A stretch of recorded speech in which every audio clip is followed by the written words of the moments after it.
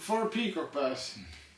The new season just started and I thought it's important to talk a little bit about this issue here, because it seems that a lot of people don't actually know how to use those things properly, or they just don't care. Here's my point of view in using these things on peacock bass, which can be a really helpful tool, but it can also damage the fish heavily. So yeah, I thought it's important to talk about that. This video is about peacock bass fishing and the use of the BOGA-Grip.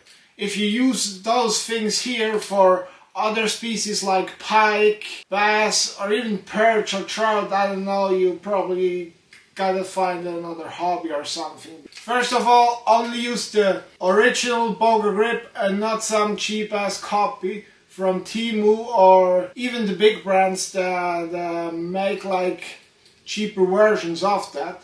Reason why here is most of the cheap ones are fixed, whereas the original BOGA-Grip, when you have the fish on and he shakes his head or wants to turn himself in the water, it can, because the original one has this mechanism that allows the fish to turn itself, whereas the cheap versions usually don't have that.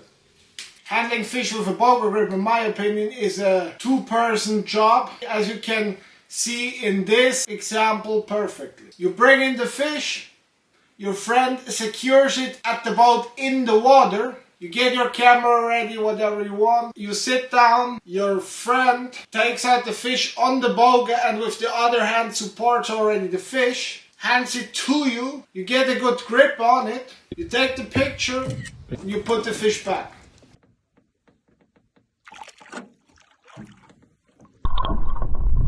Another very important thing, before you ever touch a fish with the BOGA-Grip, put on the strap.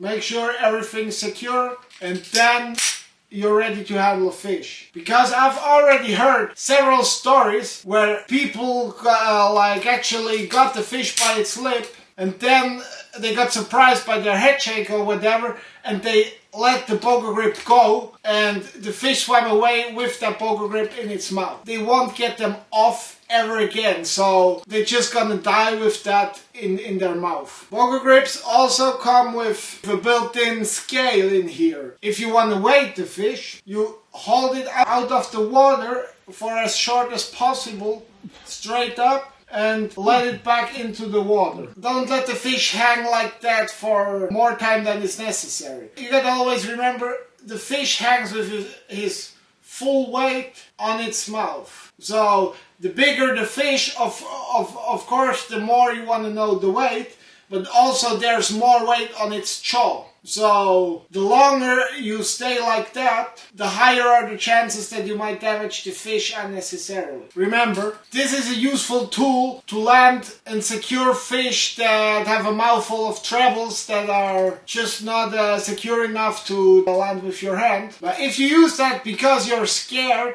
of touching fish, you probably should stay home and look for another hobby, because it's not going to be for you.